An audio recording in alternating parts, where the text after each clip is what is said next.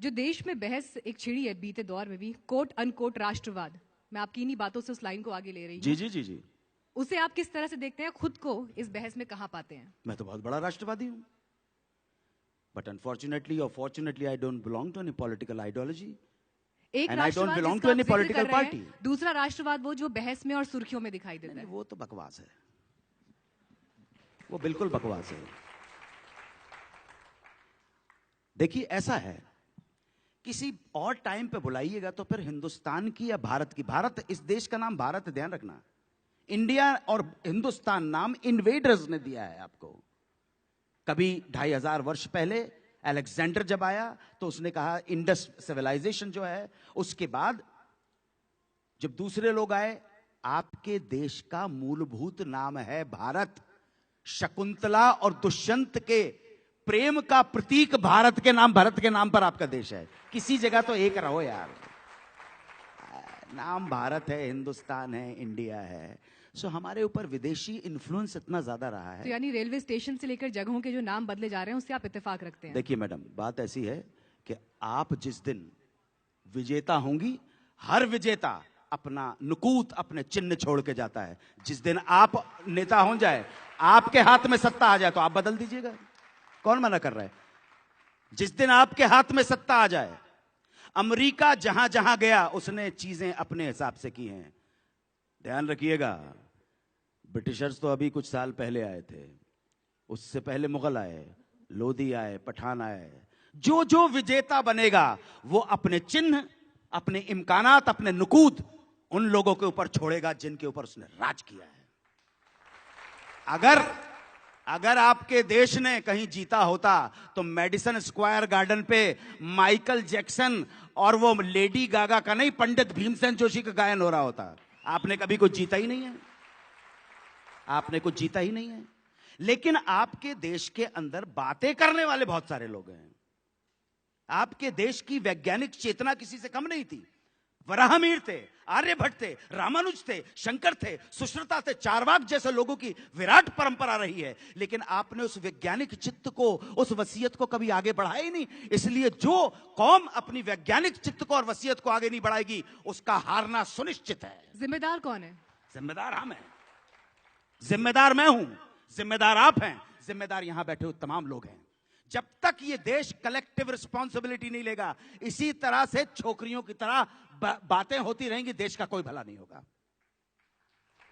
आइए गली गली नुक्कड़ नुक्कड़ के ऊपर चर्चा की जाए कि हमारे पतन के कारण क्या हैं, क्यों लड़ते हैं। धर्म, जाति, संप्रदाय, अंचल, भाषा के नाम पर एक नहीं हो सकते। अरे कम से कम भारत माता के नाम पर एक हो जाओ ना, क्या नाम है?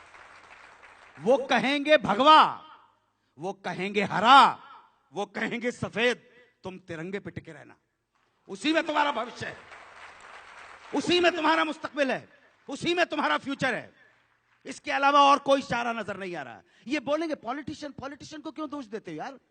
पॉलिटिशियन कोई मंगल ग्रह से थोड़े आया है। नहीं, तिरंगे पर तो सभी एक साथ खड़े होते हैं, बिल्कुल इसलिए खड़े होंगे, कोई डाउट नहीं है। लेकिन रात 11 बजे अगर फिल्म का कोई शो है और उससे पहले अगर राष्ट्रगान होना है, तो आप उस बात से इत्तेफाक रखते हैं क्या? बिल्कुल रखता हूं। कि थोपा जाए तो वो एक्सेप्ट किया जाए, कबूल किया जाए? मैडम, बिल्कुल बिल्कुल। हर स्वतंत्रता बंधन में होती है। आप किसी भी धर्म विशेष के व्यक्ति से कहेंगे कि भाई तेरे धर्म विशेष ने कुछ नियम कायदे बनाए हैं, वुजू करना है, ना नमाज आती है मुझको, ना वुजू आता है, सजदा कर लेता हूं जब सामने तू आता है। वुजू करने के कुछ तरीके होते हैं। और जब इतनी बड़ी छत्ता है कि एक उधर जा रहा है और एक उधर जा रहा है, तो किसी जगह के ऊपर हमें एक जगह के ऊपर डिसिप्लिन में खड़ा होना पड़ेगा, क्योंकि आपकी कौम, आपका देश निहायत ही करप्ट और इनडिसिप्लिन लोगों का है। बस खत्म है, बड़ी सिंपल सी बात है। खड़े हो जाइए ना, आपको प्रॉब्लम क्या है खड़े होने में? मैं आपकी पर्सनल बात नहीं बोल रहा। लेकिन इसे नियम बनाया जाए। बिल्कुल नियम बिल्कुल नियम बनाया जाए, बिल्कुल नियम बनाया जाए मैडम। नहीं आना चाहिए, स्वतः ना आए किसी के मन से। नहीं, स्वतः आपके मन में आएगा नहीं। स्वतः लाने होते तो आप ना शक से हारते, ना हूण से हारते, ना लोधी से हारते, ना पठान से हारते, ना अंग्रेज से हारते, ना मुगल से हारते। आपके अंदर है ही नहीं वो दम। और अभी जो आपको सोसाइटी में विभाजन दिखाई देता है, उसे आप कैसे देखते हैं? कौन सा विभाजन? विभाजन तो बहुत पहले से है भाई। जो बयानों का ध्रुवीकरण होता है। बयान की बात मत कीजिए। बयान तो ये पॉलिटिकल सारा चलता रहता और चलता रहेगा। आपको डलहौजी का नाम मालूम है? उसने तो क्लियर कट पॉलिसी बनाई थी, डिवाइड एंड रूल। तुम्हारा मुस्तकबिल वही है, फूट डालो और राज करो। ठीक है? आप आज भी देख रहे हैं इस राजनीति को? हाँ ना, वो तो हमेशा से है। आप उसके बगैर अपना पॉलिटिकल करियर सर्वाइव ही नहीं कर सकते आप। और मेरी भविष्यवाणी सुन लीजिएगा, अगर भारत ने अपना चिंतन और अपनी जीवन की शैली, अपने समाज का ढर्रा चेंज नहीं किया और ड्रास्टिक चेंज नहीं किया, तो अंजाम यही होता रहेगा। नेताओं को गाली देना, कोई भी नेता हो, कोई भी किसी भी पार्टी का हो, बड़ा आसान है कि मैंने अपना सब कुछ उसके ऊपर थोप दिया। नेता बाहर से नहीं आता है। आप दोष लगाते हैं कि नेता भ्रष्ट हो गए। अरे भ्रष्ट जनता के भ्रष्ट नेता होते हैं यार। आपके यहां जो भी अच्छा आदमी भी आएगा तो ये समाज का सिस्टम आपको अच्छा नहीं रहने देगा। आइए बैठ के फिर चिंतन करते हैं। पूरे देश में आओ ना, किसी पॉलिटिकल मत होना, निष्पक्ष भाव के साथ, रैशनल होके, तटस्थ भाव के साथ आइए, चिंतन करते हैं, मनन करते हैं, अध्ययन करते हैं और निष्कर्ष निकालते हैं जो देश और मातृभूमि के संदर्भ में जो कल्याणकारी होगा उसको फॉलो करें। एक नाराजगी मुझे आपके अंदर दिखाई दे रही है इस व्यवस्था को देखकर, या जो भी तकलीफें अभी समाज में दिखाई दे रही हैं। लेकिन इन सब के बीच सवाल ये कि क्या आपको लगता है आवाज दबाने की भी एक कोशिश सोसाइटी में दिखाई देती है? नहीं। कि अगर विरोध का एक स्वर दिखाई देता है, उसे दबाने के लिए बाकी लोग आगे आते हैं, क्या ये आप महसूस करते हैं? जो मैं विभाजन को लेकर भी आपसे सवाल कहाँ, अरे भाई मैं आपके चैनल के ऊपर इतनी बड़ी बात बोल रहा हूँ मैडम। आज से 50 साल पहले बोलता होता तो मेरी बीवी को उठा के लेके जाते यहाँ से। क्या बात कर रहे हैं आप? बहुत अच्छा टाइम है, बहुत अच्छा समय है।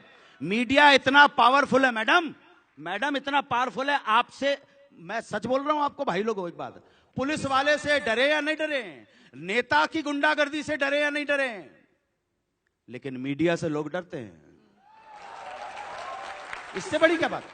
मीडिया इतना पावरफुल स्तंभ है, इससे बड़ी क्या? और ये कि आवाज दबाई जा रही है और उठाई जा रही है, बकवास है, इनमें मत पड़िए। अजब नहीं है जो तुक्का भी तीर हो जाए।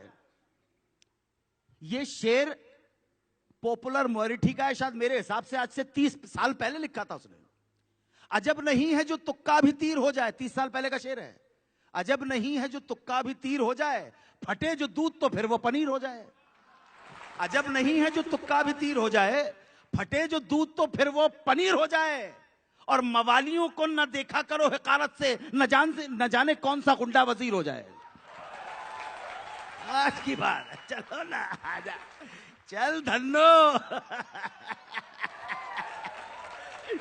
जी।